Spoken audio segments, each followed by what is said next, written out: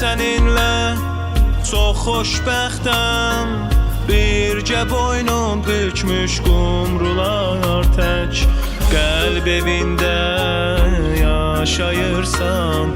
Ən dəyərli, ən saf duyğular tək.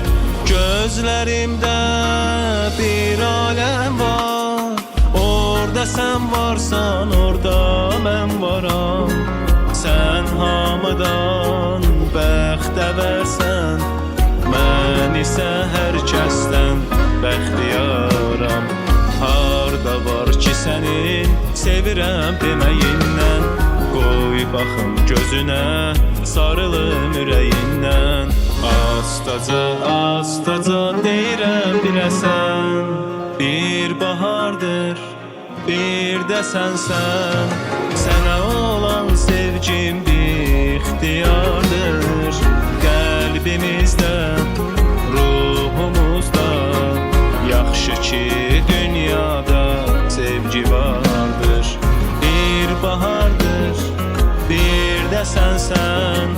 Sənə olan sevgim bir ixtiyardır.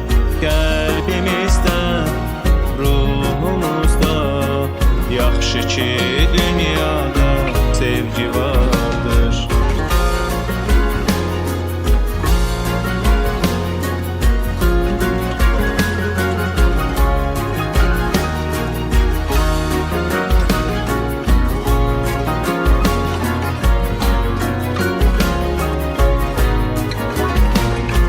Harda var ki sənin sevirəm deməyindən, qoy baxım gözünə, sarılım ürəyindən.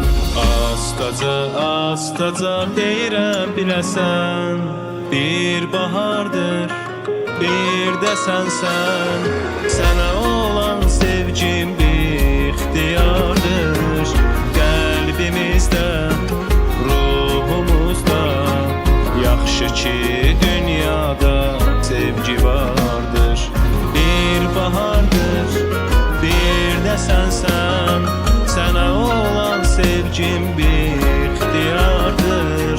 Qəlbimizdə, ruhumuzda, yaxşı ki dünyada sevgi vardır.